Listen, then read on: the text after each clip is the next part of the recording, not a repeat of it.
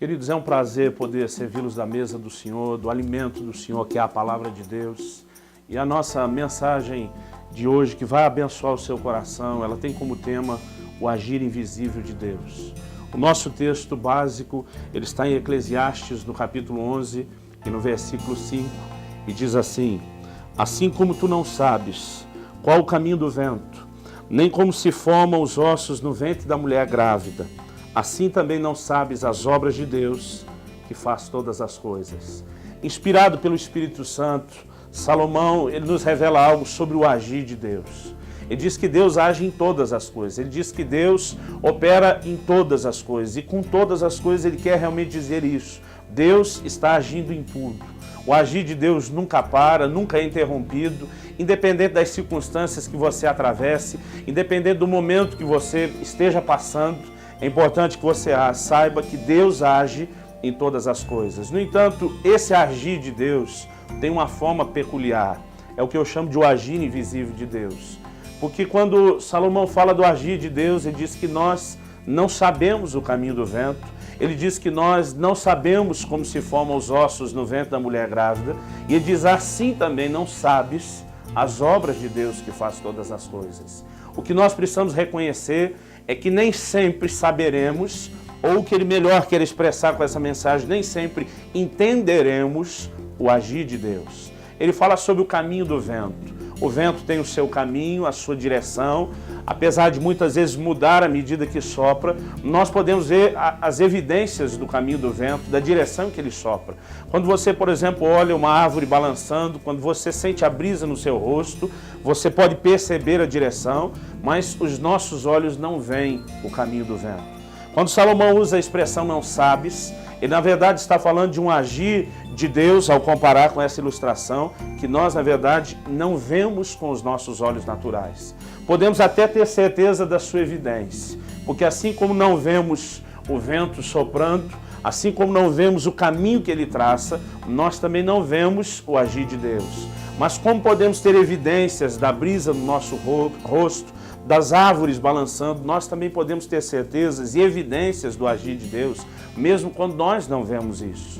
Da mesma maneira, ele fala em relação à formação dos ossos no ventre da mulher grávida. Ele está falando da criança, daquele nenê que está sendo ali gerado. E quando ele usa o termo não sabes, eu acredito que o que a palavra de Deus está nos mostrando não é que, na verdade, nós não podemos entender a formação óssea. Na verdade, hoje, com todo o conhecimento que nós temos da biologia, nós podemos entender perfeitamente o processo da formação óssea. Da mesma maneira, nós temos hoje na tecnologia, o que eles não tinham na época, nós temos acesso a acompanhar o desenvolvimento da criança. Eu tenho 2 filhos, o Israel e a Alissa, e quando a Kelly, minha esposa, estava grávida de cada um dos 2, nós pudemos, por pelo menos 2 vezes em cada gravidez, nós pudemos fazer a ecografia, perceber e acompanhar o desenvolvimento dos ossos, dos demais órgãos, como eles estavam. Agora, mesmo que podemos reconhecer que hoje, nos nossos dias, a afirmação não sabes, não seja tão contemporânea, o que, na verdade, ela traz é uma carga de revelação. Na verdade, ele está falando de algo que nós não vemos. Assim como o caminho do vento não é visível aos nossos olhos, assim também a formação dos ossos da criança no ventre de sua mãe também não é visível aos nossos olhos. Mas o fato de não ser visível não significa que não esteja acontecendo. Essa é uma verdade em relação ao agir de Deus. O fato de não ser visível aos olhos não significa que não seja real. Precisamos entender e compreender isso. Deus também tem uma forma de agir que nós podemos saber que é certa, que nunca falha, no entanto, nem sempre os nossos olhos podem acompanhar. Percebemos ao observar uma mulher grávida que à medida que os meses passam, o volume da barriga está aumentando. Sabemos que no momento certo aquela criança vai ser dada à luz e nós vamos reconhecer o que estava ali sendo formado, mas nem sempre, aquela certeza que nós temos poderá ser respaldada por um acompanhamento visível. É isso que Salomão está dizendo nesse texto bíblico.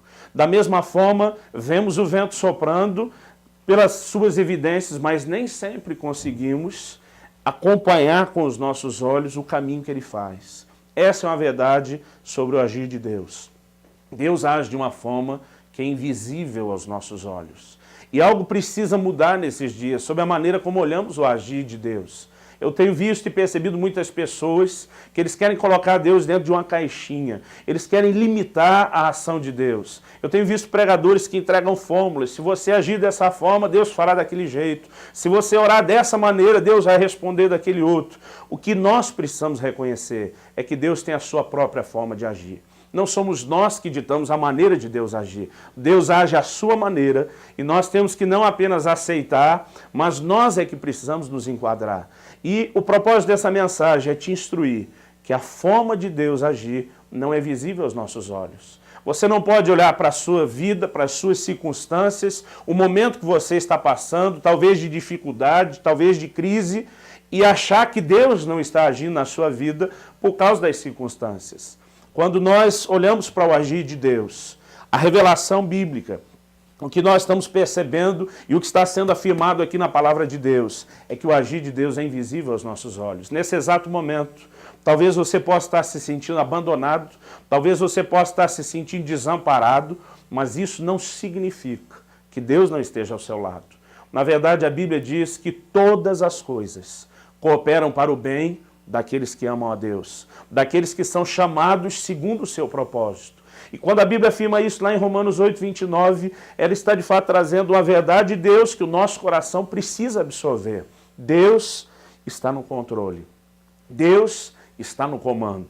E quando reconhecemos essa verdade acerca do agir de Deus, o nosso coração ele começa a ser confortado. A Bíblia diz em Provérbios 25, 2, que a glória dos homens é esquadrinhar as coisas. A palavra de Deus mostra como o homem se compraz em responder os mistérios, em explicar as coisas, em ter resposta para tudo. No entanto, o mesmo texto revela que a glória de Deus é encobrir as coisas. Enquanto o homem quer sempre explicar, esquadrinhar, detalhar, trazer explicações, escrever os seus manuais do funcionamento sobre tudo, a Bíblia diz que a glória de Deus é encobrir as coisas.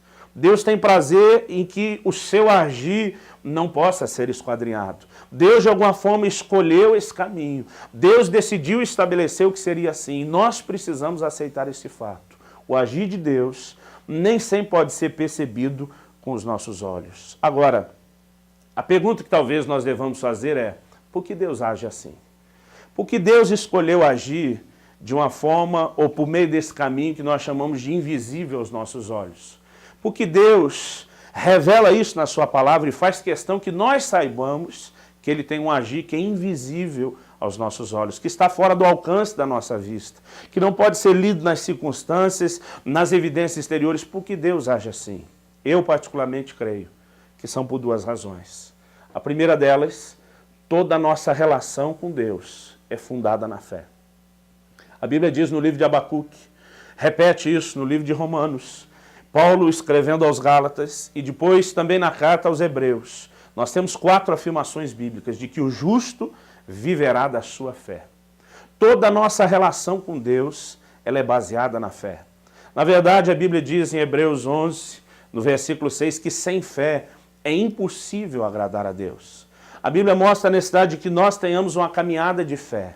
E quando Deus decide agir nas nossas vidas, mesmo não demonstrando isso nas circunstâncias, Ele está nos chamando a uma relação, a uma caminhada de confiança com Ele, onde, independente de termos ou não a evidência das circunstâncias, nós sabemos, porque o nosso coração, fortalecido pela fé na palavra e nas promessas de Deus, nosso coração nos dá a certeza de que Deus está no comando. Nós não precisamos necessariamente ter a evidência das circunstâncias. Nós não precisamos necessariamente que tudo aquilo que está acontecendo à nossa volta demonstre isso. Quando Deus escolhe agir de formas que nem nós entendemos, Ele não está apenas querendo nos deixar em suspense, Ele não está apenas querendo provocar alguma reação emocional, como um sentimento de rejeição, de um possível abandono. Ele está nos chamando a uma caminhada de fé. Ele quer que nós confiemos nele. Ele quer que nós descansemos nele.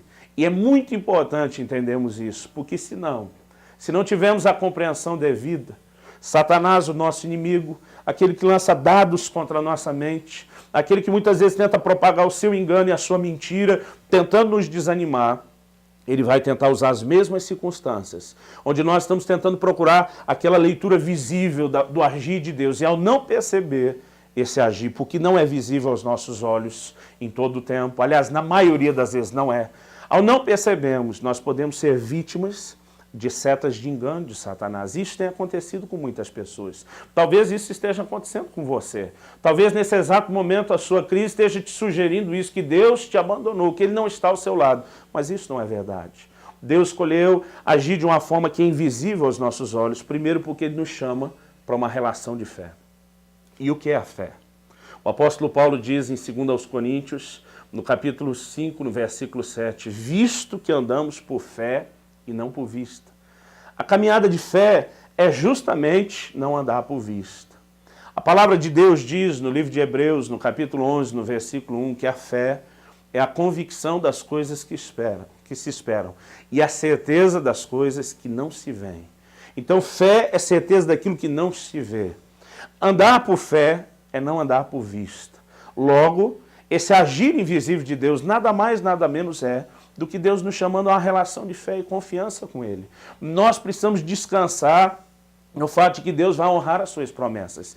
Nós precisamos tranquilizar o nosso coração e mesmo que a leitura das circunstâncias, daquilo que acontece do lado de fora, do momento que você enfrenta, daquilo que você está passando, pareça dizer que Deus não está presente, ou talvez possa sugerir que Ele se ausentou ou não está agindo.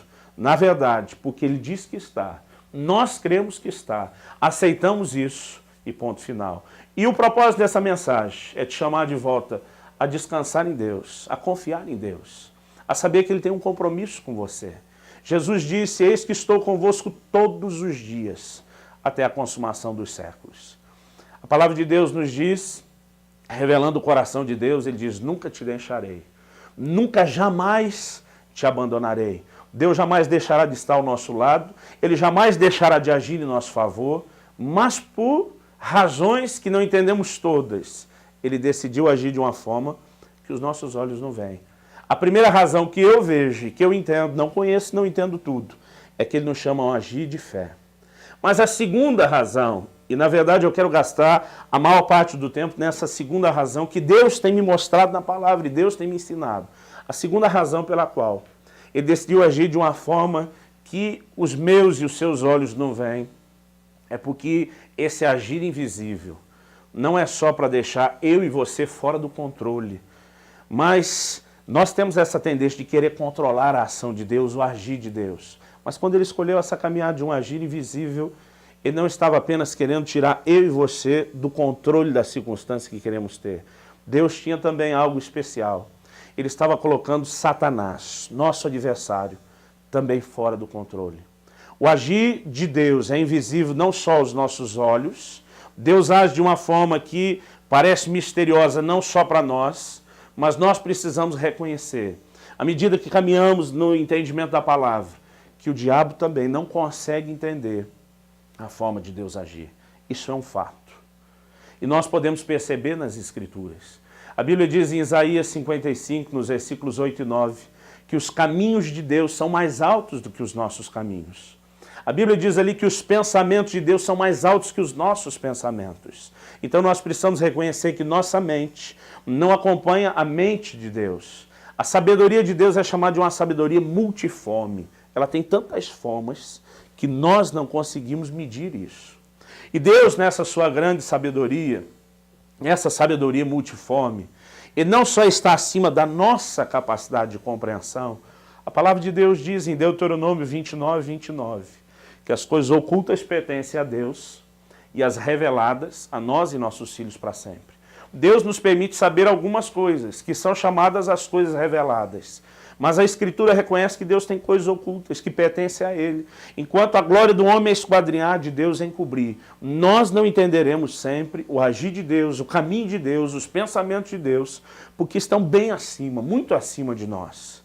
Mas a verdade que estamos enfatizando, nessa segunda razão por que Deus age de forma invisível aos nossos olhos, é que Satanás também não entende o agir de Deus. As Escrituras Sagradas nos revelam, ali no Evangelho de Mateus, no capítulo 16, um princípio importante. Nós vemos uma conversa que Jesus tem com os discípulos, em especial com Pedro, e nós percebemos que depois de ter sido usado por Deus de ter permitido que Deus trouxesse a revelação ao seu coração, e Pedro ter reconhecido que Jesus era o Cristo, Filho de Deus, e logo depois fala algo que mereceu uma censura. Em Mateus, no capítulo 16, e no versículo 23, a Bíblia diz que depois de Pedro ter chamado o Senhor à parte, começar a reprová-lo, dizendo que ele não precisava sofrer, que aquelas coisas não aconteceriam daquela forma, depois disso, no versículo 23, nós vemos o seguinte: mas Jesus, voltando-se, disse a Pedro: arreda, Satanás, tu és para mim pedra de tropeço, porque não cogitas das coisas de Deus, e sim das dos homens. Essa palavra cogita é traduzida em outras versões como pensas. Não pensas nas coisas que são de Deus, e sim nas que são dos homens. Nessa frase, quando Jesus está falando não mais a Pedro, mas aquela força espiritual maligna que está tentando induzir Pedro, que está tentando de alguma forma se infiltrar através da forma de pensar e da expressão do falar de Pedro. Essa é a força que Jesus resistiu, e ele não diz estar falando com Pedro. Olhando para Pedro, ele se dirige a essa força espiritual por trás, e ele diz: para trás de mim, Satanás. Então, falando com Satanás, Jesus diz: você não pensa nas coisas que são de Deus, e sim nas que são dos homens. E aqui nós temos um fato interessante. Satanás, como um anjo caído, e essa é a sua origem no ensino bíblico, ele, na posição de anjo, em relação a nós os homens, olhando só o aspecto natural, não nós os homens, com o Espírito Santo dentro de nós, com aquele que é maior estando em nós, só comparando um anjo, que é a posição de Satanás, ainda que um anjo caído, com um homem. A Bíblia diz que Deus criou o homem um pouco menor do que os anjos. Logo, os anjos estão numa posição superior ao homem. Superior em força, superior em inteligência, superior na capacidade de realização de diversas coisas. Então, nós podemos reconhecer que a Bíblia fala que Satanás tem os seus ardis, suas maquinações. Ele não só como anjo está numa condição superior, mas ele tem uma mente sagaz. A Bíblia menciona ele como astuto. Ele tem, e nós precisamos reconhecer isso, uma capacidade de entendimento superior à do homem. Mas embora a mente dele seja superior à nossa, embora a sua capacidade de pensamento e entendimento seja superior à nossa, de forma nenhuma essa superioridade o eleva a um patamar próximo de Deus. Ele está no nível que Jesus chamou que se compara ao dos homens. Não pensa nas coisas de Deus, e sim nas que são dos homens. Se pudéssemos ilustrar isso, usando talvez um exemplo da área da informática, algo tão comum nos nossos dias, nós diríamos que a forma de pensar do homem, a sua mente, a sua capacidade mental e intelectual, se compara talvez ao uso de um computador. Vamos voltar um pouco no tempo, naquele velho 486, antes da era Pentium, né? Aquele computador que às vezes brincamos, não tinha nem memória, era só uma vaga lembrança. Você instala nele aquele primeiro programa, né, do Windows, que o Bill Gates tornou conhecido, o Windows 95. E você tem do outro lado um computador de última geração, alta memória, né, muitos megas ali no seu processador, mas apesar de tudo isso, você põe nele o mesmo Windows 95 e os dois têm os mesmos programas. O computador novo, ele tem uma velocidade maior, uma capacidade de processamento maior, de armazenamento maior, mas o funcionamento é idêntico, o funcionamento é parecido. Eu creio que nós podemos dizer o mesmo da mente de Satanás. Talvez ele tenha um processador melhor como anjo, talvez ele tenha uma astúcia, uma capacidade que o coloque à frente da condição do homem, mas a forma de pensar é a mesma. E assim como nós não entendemos o agir de Deus e ele é invisível aos nossos olhos, nós reconhecemos que para Satanás o agir de Deus também é invisível aos seus olhos. Ele não pode controlar os movimentos de Deus, a direção em que Deus se move, o que de fato Deus está fazendo ou preparando. E a pergunta é, por que Deus se interessaria em agir de uma forma que Satanás não entenda? Antes de dar a resposta, eu preciso colocar alguns fundamentos. Eu quero convidar você a me acompanhar na leitura de um texto bíblico que está no livro de Efésios, no capítulo 3, nos versículos de 8 a 10. Efésios 3, de 8 a 10, traz uma revelação muito importante sobre esse mesmo assunto.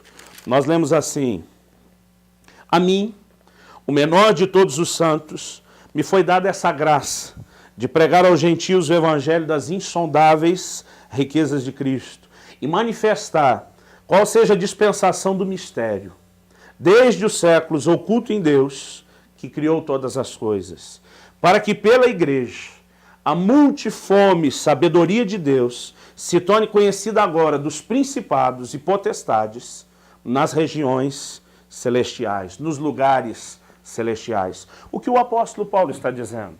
Ele está dizendo que Deus lhe revelou um mistério, algo que esteve oculto desde o início. Deus que criou todas as coisas revelou um mistério. Quando nós lemos o capítulo 1 e o 2 e o início do 3 da carta aos Efésios, está dizendo o que é esse mistério. É a revelação da igreja de Jesus Cristo. É a revelação dos gentios no plano de Deus.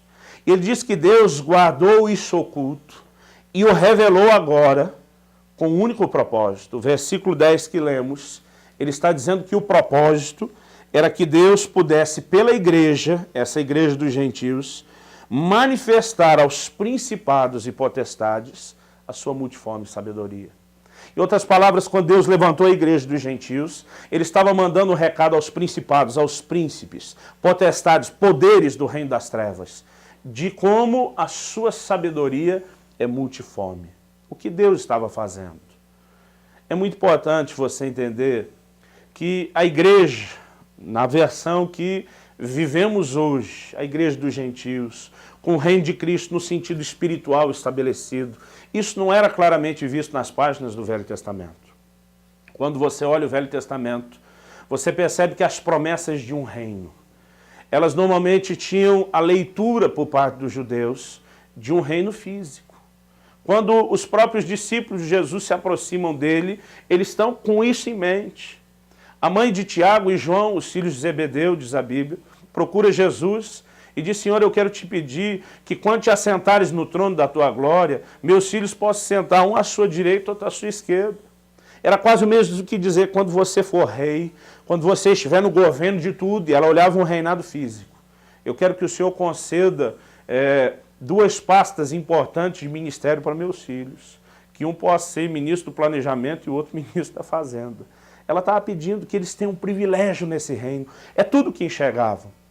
Em Lucas 17, nós percebemos Jesus dizendo: o reino de Deus não vem com aparência exterior, mas está dentro de cada um de vós. Jesus vem trazendo uma visão diferente do reino, porque toda a leitura que se tinha das páginas do Antigo Testamento o Messias virá para se assentar no trono de Davi. Em outras palavras, dar continuidade a um reino físico. E eles esperavam somente isso. Quando Jesus está para ser assunto aos céus, a pergunta dos apóstolos é nesse tempo que restauras o reino a Israel? Porque Israel tinha perdido sua capacidade de reinar, estava oprimido não só pelo Império Romano, mas isso já vinha debaixo do império de quatro grandes governantes, desde a Babilônia, os Medo-Persas, a Grécia de Alexandre o Grande e agora, por fim, o Império Romano. Então, eles estão esperando que, como nação, se levantem para assumir novamente um governo físico. A expectativa era toda essa. E não só os judeus olhavam dessa forma, com essa expectativa, mas nós percebemos que as manobras de Satanás dão evidência de que ele também esperava isso de alguma forma. Ele também esperava isso de alguma maneira. E quando percebemos, lendo o texto bíblico, Deus mandou um recado aos principados e potestades. Por quê? Satanás, para tentar impedir o avanço do reino prometido de Deus, ele tentou deter o reino, mexendo com basicamente dois dos seus pilares. Todo reino precisa essencialmente de pelo menos duas coisas. Em primeiro lugar, precisa de um rei. Em segundo lugar, esse rei precisa de súditos, precisa de um povo, senão não é um reino. Antes do rei se manifestar, o Messias, Jesus, antes de poder se saber quem era o prometido de Deus, o povo já tinha sido destacado, não só nas promessas que Deus ia fazendo a Abraão, mas depois que Moisés é usado por Deus para tirar esse povo do Egito, nós percebemos que algumas revelações começam a vir. Deus diz: eu quero fazer de vocês um sacerdócio real, eu quero fazer de vocês uma nação santa, vocês são meu povo escolhido dentre as nações. E os judeus, por essa aliança que Deus firmou desde Abraão, eles estavam inseridos e reconhecidos como o povo do reino. Mas apesar de já se saber quem era o povo do reino, levou tempo para se saber quem seria o rei do reino. Até que essa revelação viesse, Satanás tentou oprimir e destruir várias vezes a nação de Israel. nós percebemos os livramentos de Deus. Não só quando José no Egito é usado para oferecer suprimento e alimento para a sua família e supri-los no momento em que talvez eles teriam perecido, como por exemplo no livro de Esther, nós percebemos a tentativa do inimigo de num só dia destruir toda uma nação. E nós percebemos o como Deus trouxe também esse livramento. Mas a nação de Israel estava oprimida, sufocada desde os dias da Babilônia, dos Medo-Persas, dos gregos e agora por fim do Império Romano. Então a expectativa do povo é a mesma expectativa que o reino espiritual tinha, que de repente esse Messias traria um reino físico. A profecia vista no livro de Daniel era de uma pedra que foi cortada sem auxílio de mãos, destruiu uma grande estátua que tinha 4 diferentes composições, a cabeça de ouro, o peito de prata. A palavra de Deus mostra que havia parte de bronze e por último as pernas eram de ferro e já na ponta dos dedos misturada com o barro. Isso mostra que não só esse império viria enfraquecendo em alguns sentidos, mas a pedra atingiu a estátua justamente nos pés.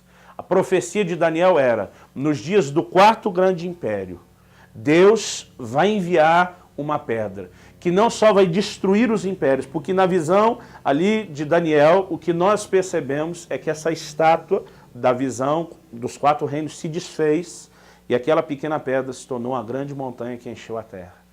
Essa era a leitura que eles tinham. Quando estivermos vivendo os dias do 4º império, Deus trará o seu próprio reino que vai encher a terra. E Jesus vem nos dias do 4º grande império mundial, o Império Romano. A expectativa de todos é de que agora ele levante um reino físico. E, no entanto, Jesus, quando ele se revela como Messias, ele não veio pregando esse reino físico que todos esperavam.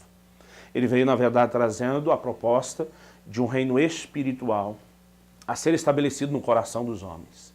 É verdade, as promessas de um reino físico se cumprirão, mas se cumprirão na sua segunda vinda. Quando a Bíblia diz que os reinos dessa terra passarão a ser de Nosso Senhor e do seu Cristo por ocasião da sua segunda vinda. Mas, nesse inteirinho, o que Jesus veio fazer foi estabelecer um reino espiritual.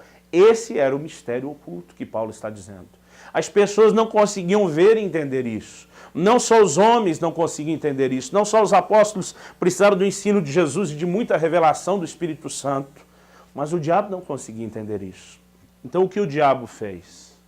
A palavra de Deus nos mostra nos evangelhos que Satanás entrou em Judas, que traiu a Jesus. Nós percebemos Satanás agindo por trás de todo aquele cenário onde Jesus é preso, onde Jesus é levado à morte. Satanás queria de todas as formas se livrar do rei do reino. O povo do reino já estava sufocado.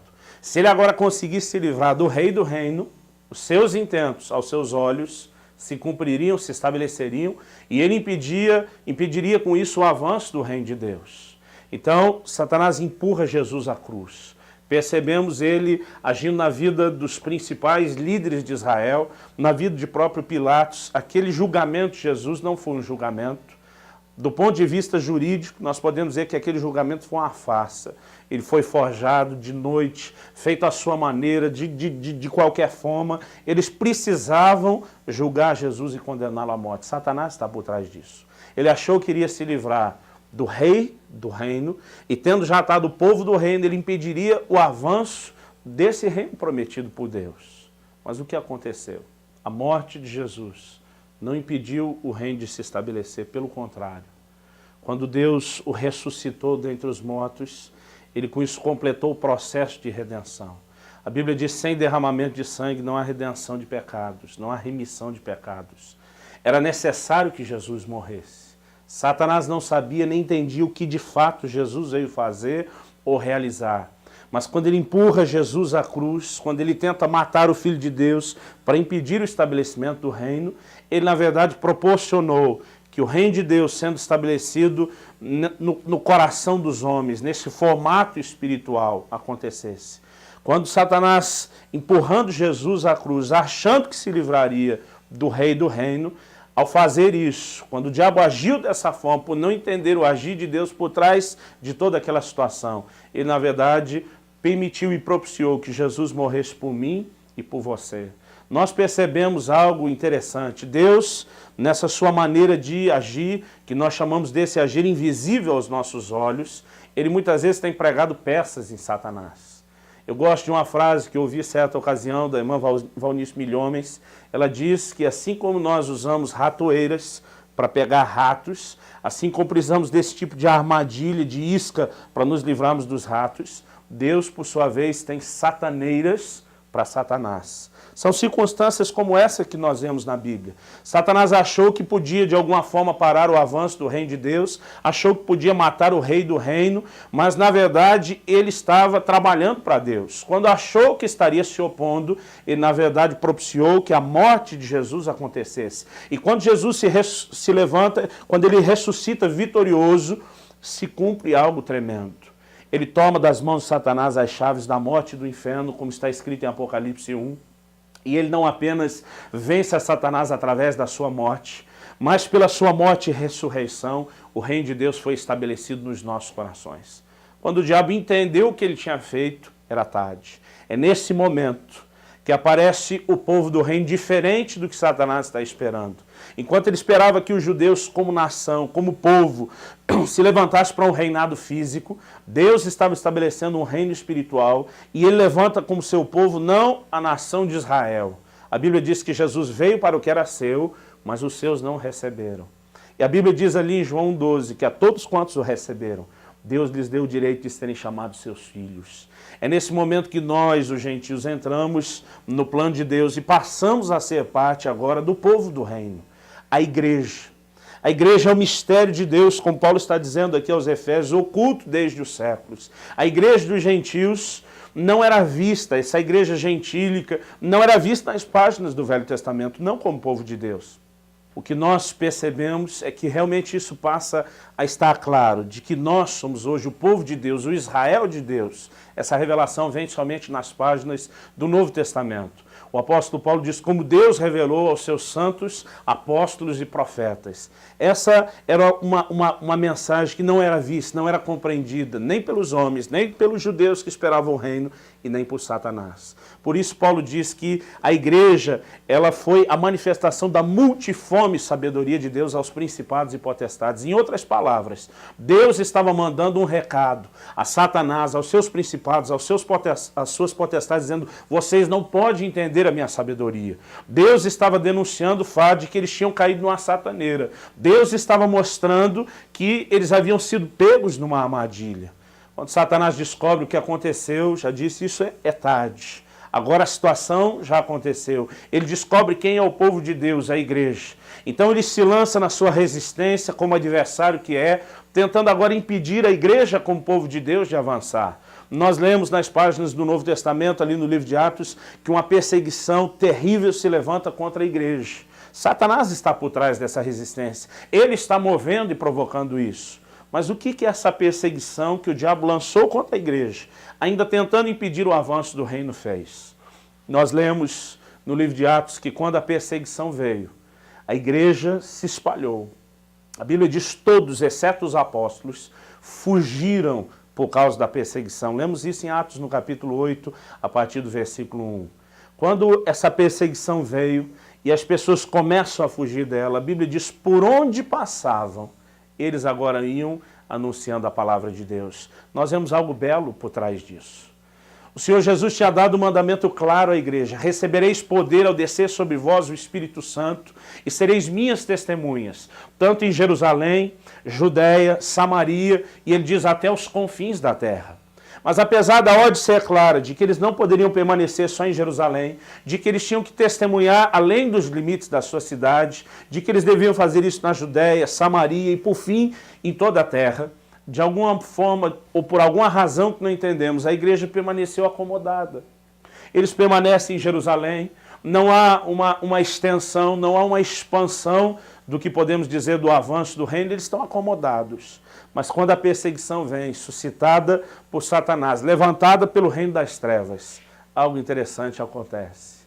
Eles saem pregando o evangelho além dos limites de Jerusalém, até onde eles estavam presos e limitados. Isso é irônico, mas eu acredito que é mais uma sataneira de Deus.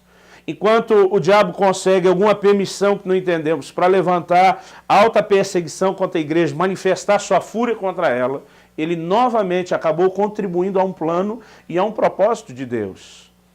Eu digo sempre isso de forma até irônica, sarcástica, que o diabo talvez foi o primeiro agente missionário da história da igreja.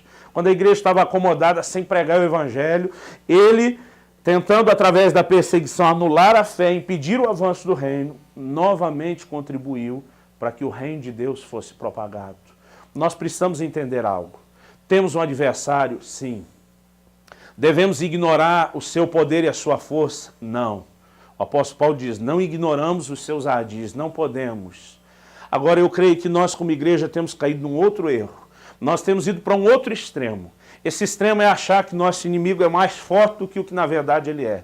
O nosso erro é muitas vezes achar que Satanás é mais poderoso do que o que na verdade ele é. Muitas vezes a igreja de hoje tem pintado um quadro onde o nosso Deus deixou de ser o Deus tão grande, aquele que está no governo e no controle de todas as coisas, e nós passamos a agir como se o diabo fosse muito maior ou mais forte do que é. Nós temos tido um tipo de medo dele. É mais ou menos esse tipo de mentalidade que tem impregnado a forma de pensar de muitos, até mesmo dos líderes, pregadores e ensinadores, mas é preciso que cada um de nós reconheça que Deus ainda está no controle de tudo. O fato de não vermos o seu agir, porque ele é invisível aos nossos olhos, não significa que ele tenha perdido o controle. Não significa que Deus ainda não esteja à frente de tudo. O seu agir é invisível aos nossos olhos, mas também invisível aos olhos do adversário das nossas almas. E agindo dessa forma, Deus muitas vezes acaba colocando o diabo para trabalhar em prol dos seus planos e propósitos. Talvez você pergunte, por que eu preciso entender algo como isso?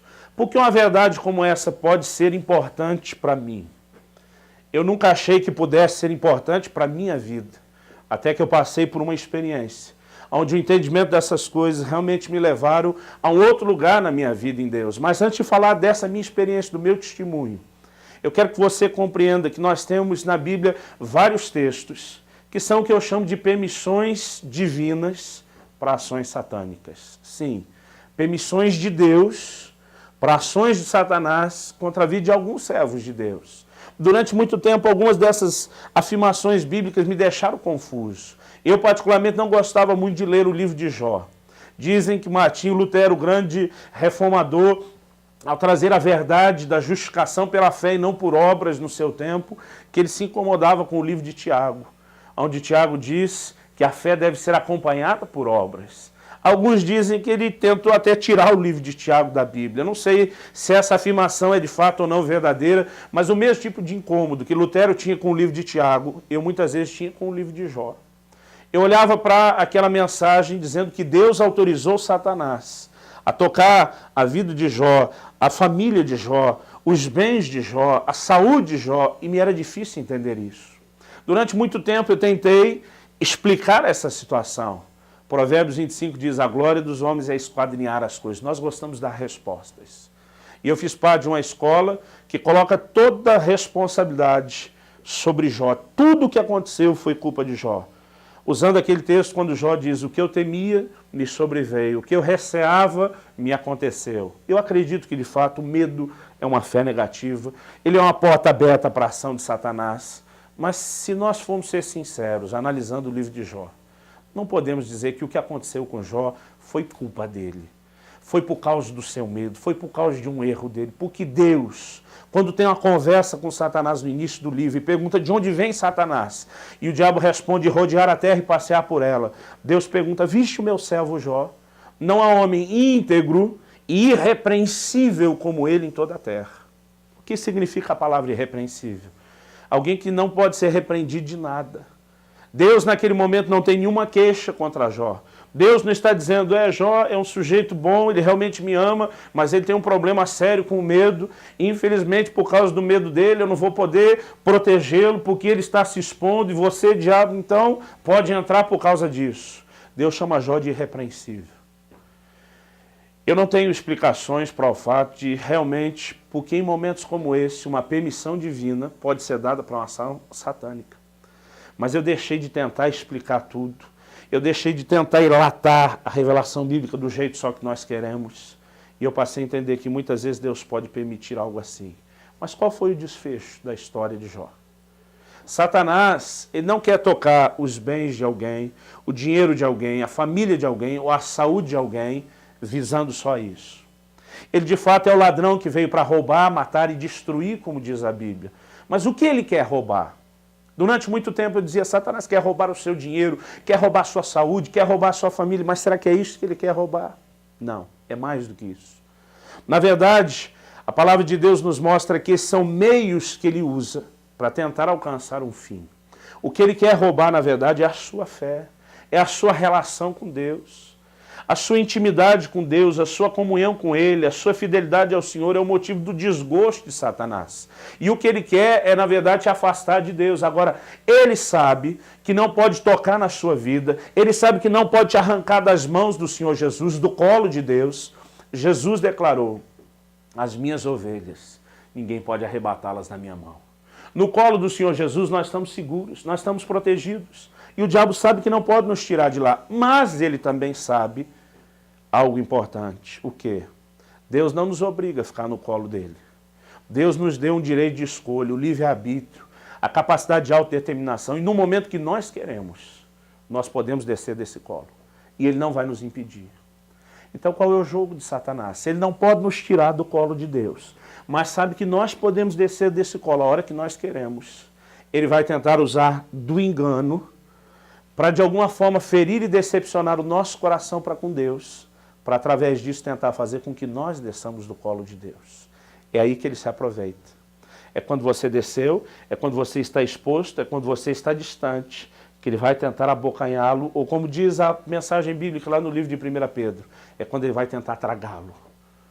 O que Deus começou a me fazer compreender na Escritura? Satanás não quer roubar nossos bens, nosso dinheiro ou família. Ele usa essas coisas para ferir o nosso coração, para fazer com que achemos que Deus não se importa conosco, que Deus não nos ama mais. E essa é uma mensagem que você deve conhecer. Quantas vezes você já lutou com esse tipo de pensamento? Quantas vezes você já se percebeu, já se flagrou a si mesmo pensando esse tipo de coisa? Eu acho que Deus não se importa, eu acho que Ele realmente não me leva tão a sério, eu acho que eu já não sou mais tão importante, e são setas do inimigo para te afastar dele. Deus pode até permitir que algumas dessas circunstâncias aconteçam, como aconteceu com Jó.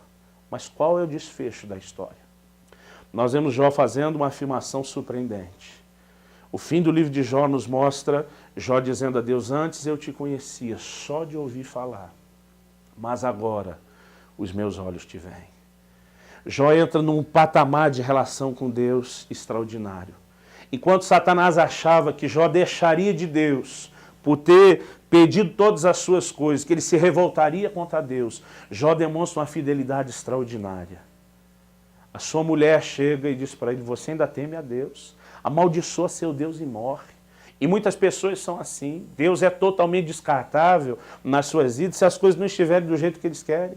Deus, para muita gente, é apenas aquela figura que tem que permanecer abençoando, mimando e agradando ela o tempo todo. E se não jogar mais esse jogo, para elas não serve. E nesse ponto que muitos desistem, é lamentável, mas muitos desistem, Satanás conseguiu o que ele queria, mas não com Jó.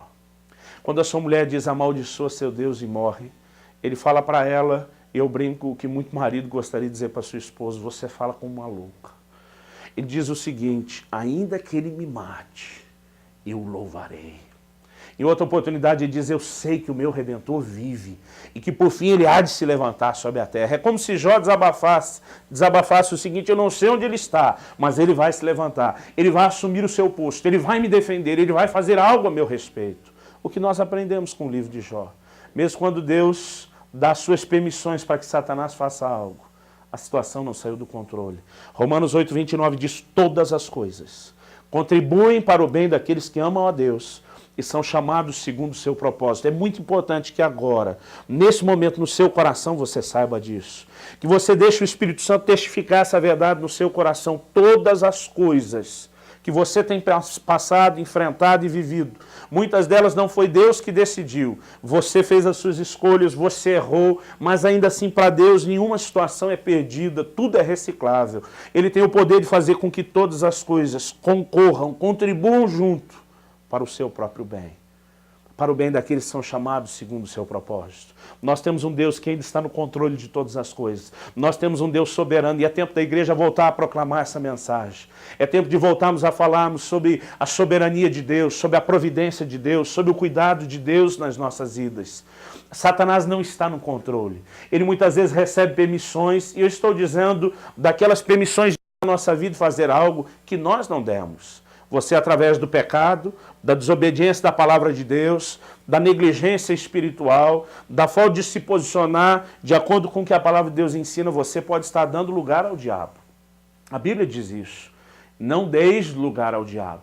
Muitas vezes o diabo age na vida de alguém porque a pessoa deixou. Não é desses momentos que eu estou falando.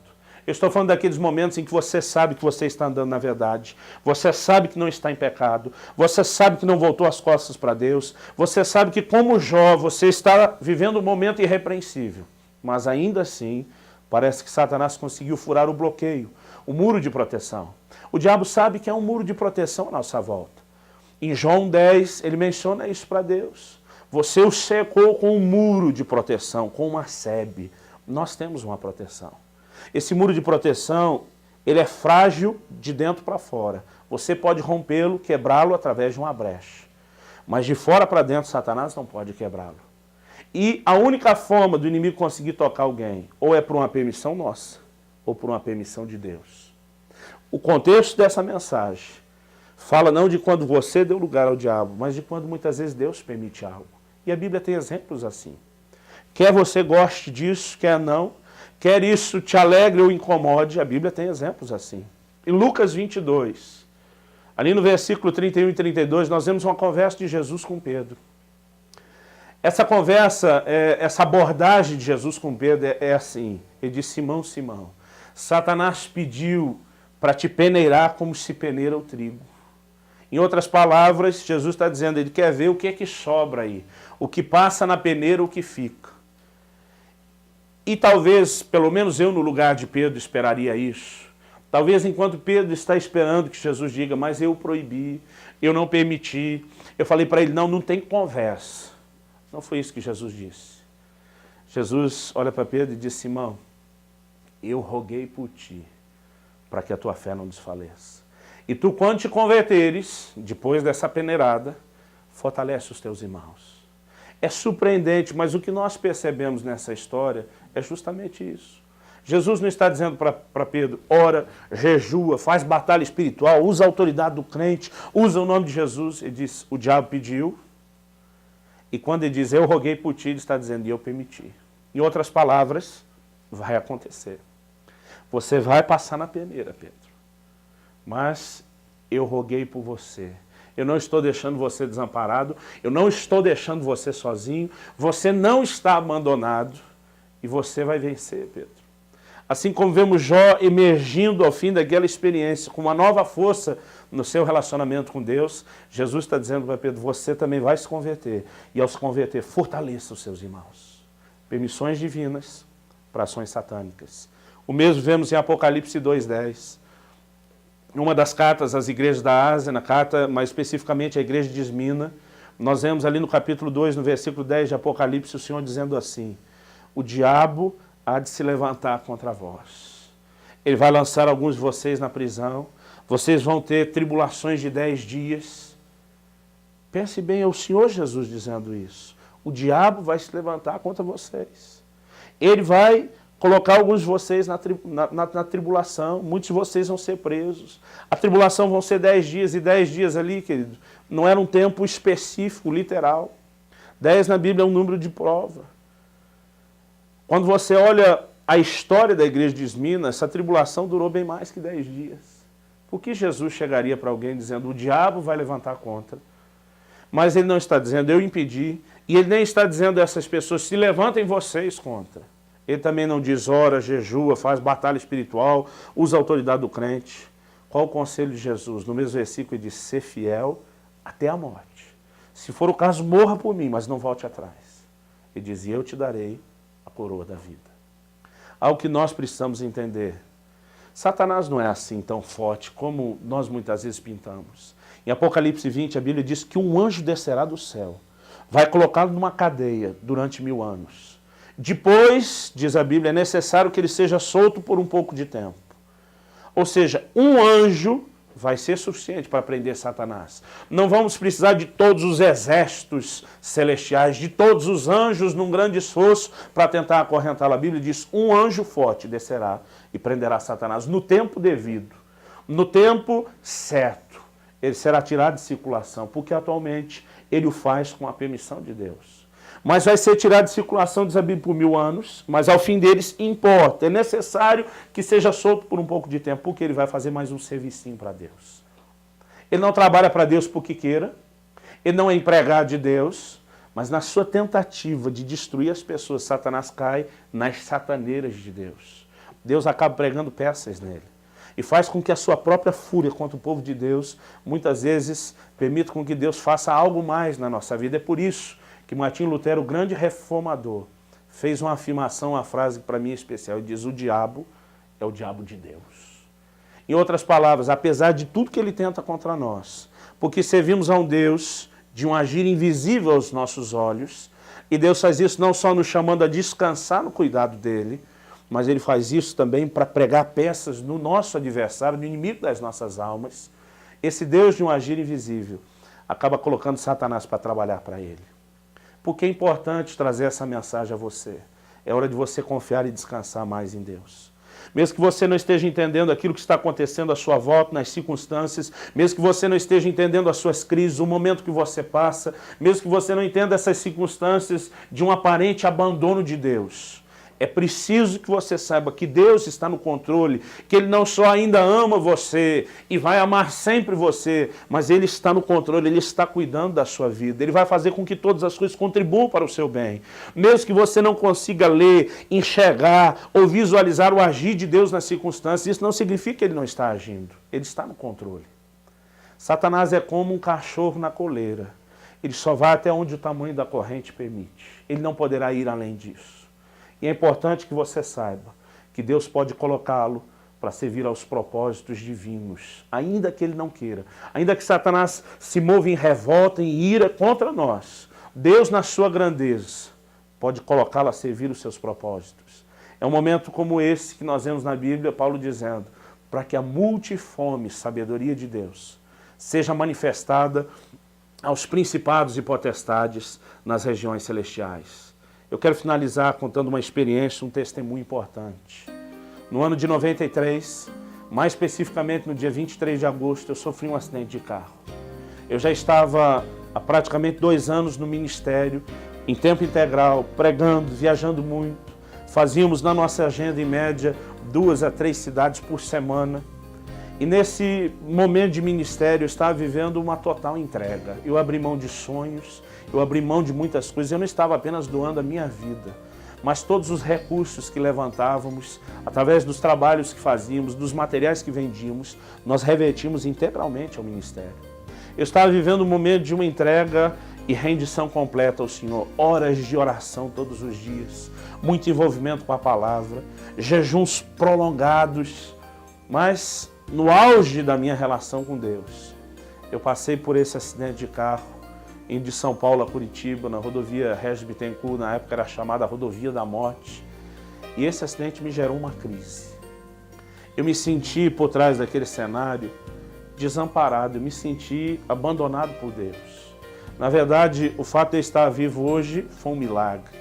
Eu passei 2 dias no UTI em observação por conta de um traumatismo craniano. A única outra lesão, além das escoriações dos pontos, foi que eu precisei colocar 2 pinos de platina na mão esquerda, que eu quebrei no volante do carro. Nós não batemos o carro com nenhum outro automóvel, não houve uma colisão. Por conta de uma aquaplanagem, num dia de chuva, eu perdi o controle do carro e nós caímos num barranco, numa ribanceira. Aquilo foi literalmente um tobogã. Enquanto o carro pulava, batia de um lado, de outro, eu perdi os sentidos, bati a cabeça várias vezes. E no hospital, onde eu cheguei desacordado, eu fui informado depois que eu não só tinha um traumatismo craniano, mas os médicos e também os enfermeiros me deram explicações detalhadas. E eles mesmos diziam, olha, o teu santo deve ser muito forte, no conceito deles.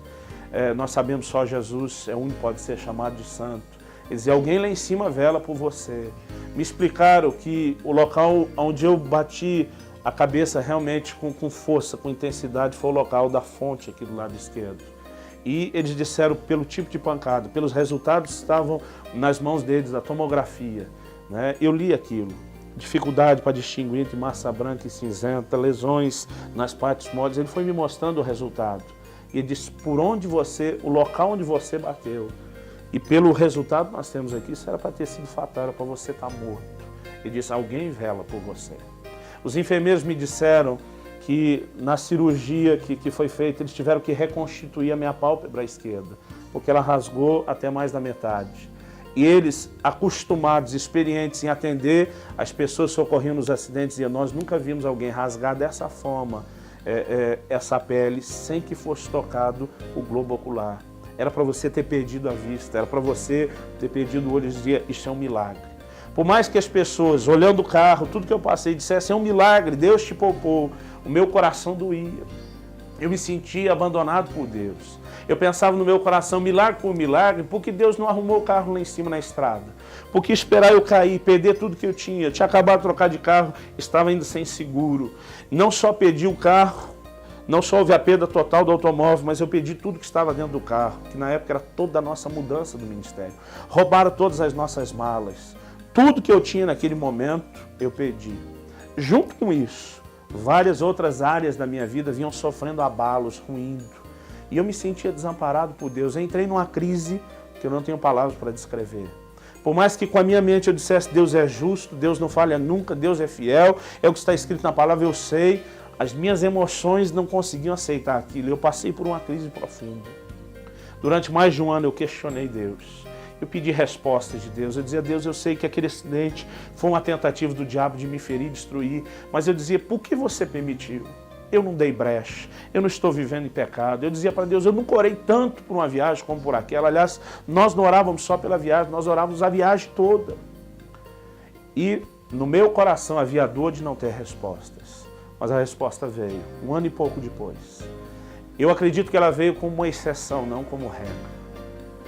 Um ano e pouco depois, mais especificamente no dia 24 de novembro, eu percebi que Deus, na verdade, decidiu falar algo de uma forma muito especial. Eu estava sendo estabelecido como pastor, ordenado agora como pastor de uma igreja local.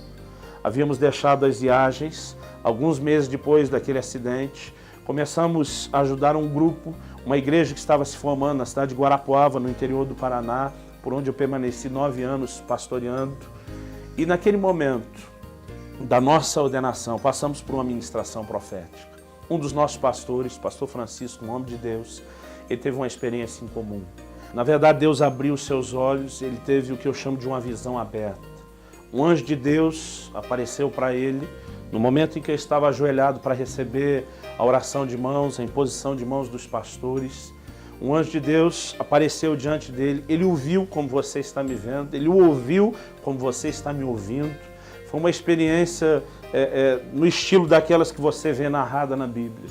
Esse anjo se apresentou de uma maneira formal e disse, eu fui enviado da parte do Deus Altíssimo, Todo-Poderoso, para te dizer algumas coisas.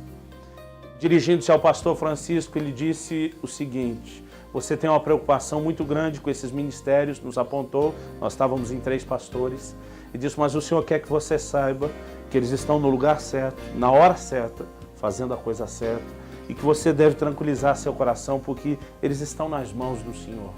Depois de ter dado essa mensagem de conforto dirigida ao pastor Francisco, ele apontou o dedo para mim que estava ajoelhado, e entre muitas coisas que ele falou sobre minha vida e sobre meu ministério, ele diz, diga para ele que aquele acidente de carro que ele teve no ano passado, de fato foi uma tentativa de Satanás de destruí-lo. E muitas vezes quando ele tem dito isso a Deus nos seus questionamentos de oração, ele está certo no fato de que foi uma tentativa de Satanás de destruí-lo. Mas diga para ele, por que Deus o permitiu? Então ele passou a trazer algumas explicações. E o que esse anjo do Senhor disse para o pastor Francisco a meu respeito foi, diga para ele que o ministério dele estava crescendo muito e muito depressa, mais rápido do que a capacidade dele de se deixar ser tratado e trabalhado por Deus. E na verdade estou falando de uma experiência já de 12, quase 13 anos atrás.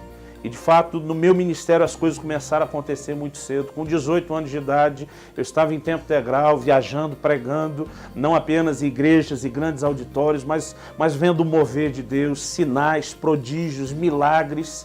E a explicação que o anjo trouxe foi essa: o ministério dele estava crescendo mais rápido do que a capacidade dele de se deixar ser trabalhado por Deus. E o anjo disse que era só uma questão de tempo. Ele iria sucumbir debaixo do peso do próprio ministério. Ele não iria suportar e ele iria cair. Então o anjo disse: Satanás queria pará-lo, sim, mas Deus também precisava pará-lo. E Deus permitiu que Satanás pudesse tocar naquele carro e até mesmo no seu corpo sem lhe tirar a vida por uma única razão. Deus queria interromper aquele ritmo de ministério. Deus precisava trazê-lo a essa cidade. Aqui, o anjo dizia, Deus vai lhe ensinar muitas coisas. Aqui Deus vai tratar com ele. Aqui nos próximos anos Deus vai prepará-lo para que esse ministério tome não só a forma inicial, mas uma expressão ainda maior.